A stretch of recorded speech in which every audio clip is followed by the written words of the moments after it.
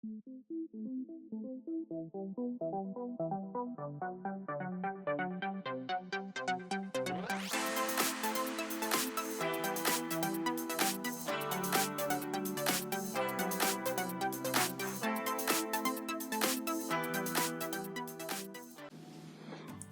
YouTube, thanks for watching. It's Shelly with the Lemonade Store, and I wanted to take a minute and go over some of my lettering tips and tricks for using the Crayola broadline markers. And you can do the same thing with the super tips as well, because they all have, any of them that have like that cone shape can kind of like, they're different. It's not like a normal brush tip pen. So if you're trying to figure out how to do it, I thought this would be a good time to kind of go over some of the very basics and things to help you out. So let's get started with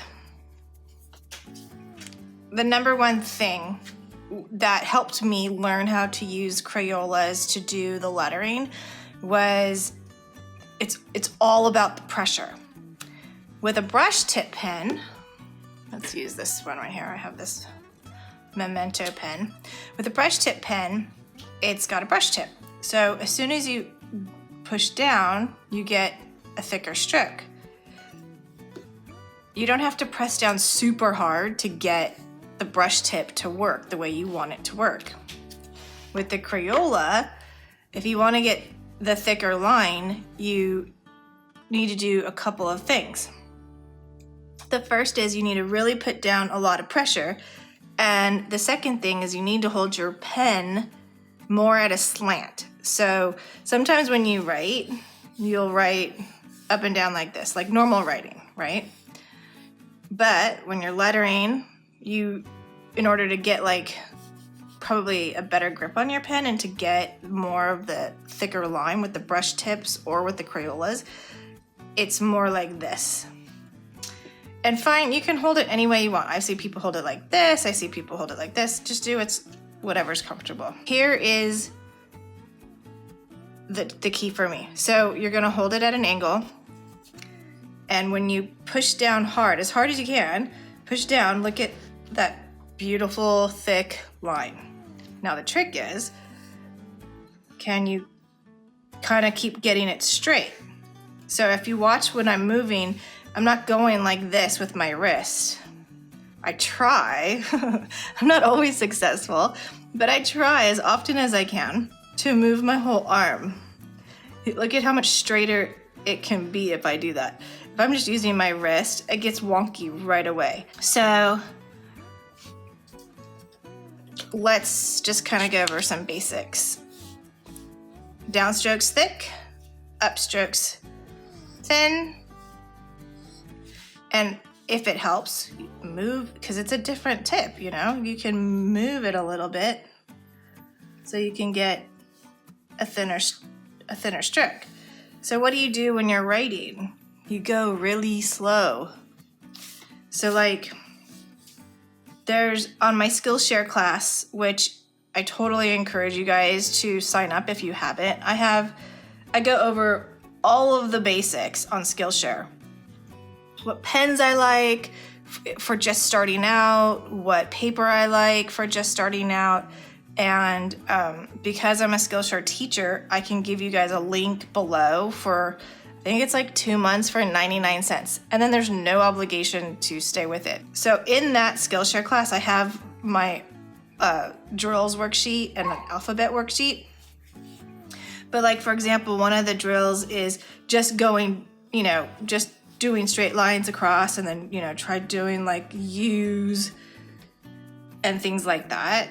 But look, just if you go slow and you practice, you get more control. When you see, when you see people writing really fast, like myself or anybody else, those are usually sped up videos. It really takes a long time just to write one word out.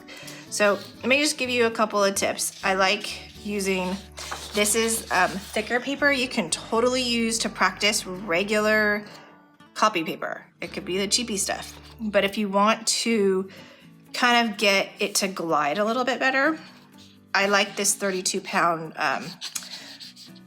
Premium Choice Laser Jet paper, I think is what it's called. So I'll also link to that below. But like, it just kind of seems like it glides really good.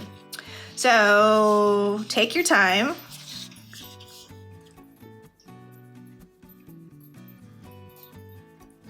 Heavy pressure going down. And we did faux calligraphy on the last video, so I will link to that above. And that really is gonna help you know where does your downstroke go and where does your upstroke go. So that's why I like to start with the faux calligraphy first.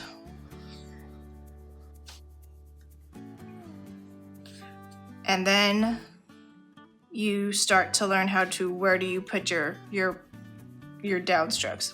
It took me a long time. Here are my words of encouragement. It actually took me a long time for the Crayola markers to click, but I loved the look so much, and they were so inexpensive. You can get like a huge 40 pack or like even more than that, I think, for like $10. And the colors are so vibrant. There's so many different things that you could do with them. And I'm gonna show you one of my favorite things to do. So using a watercolor piece of paper, let's pick a name from the jar, and we're gonna do one blending option. Julia. Okay, so I'm gonna show you one of my favorite ways to blend with the Crayolas as we go through the different process. All right, let's do 2 different greens. And I'm going to use watercolor paper, dirty water, because that's what I got here. And I'm gonna grab a paintbrush.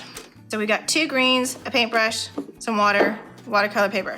Here we go. I'm gonna write Julia. And I'm gonna start with my lighter color. And we're gonna go through the process of light, look at how I'm holding my pen. Light pressure going up, heavy pressure going down. So let's do Julia.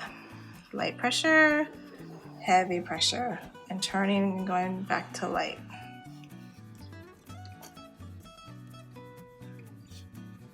Heavy pressure on the down, heavy pressure going down. And I have a tendency to just kind of flick my pen, and you don't have to do any of the things that I do, but it's just kind of what makes me me and makes you you. Okay, so then we're gonna take our darker color, and I didn't test these out ahead of time, but I'm sure it'll be fine. So we're gonna go in with our darker color and add some pigment. I'm gonna do it on the bottom and the top. And since this is a water-based ink, we're gonna get a little bit of water on our brush, and we're gonna blend those 2 in. And we're just gonna start here and drag them down. Or in this case, drag it up until we don't really see too heavy of a line. And I sometimes go all the way back, and I'll just do the whole section. Because sometimes if you're not careful, you'll get that bleed mark. Like you'll get a line from where your water was. So I usually will put water on the whole thing. I don't think I did it up here though.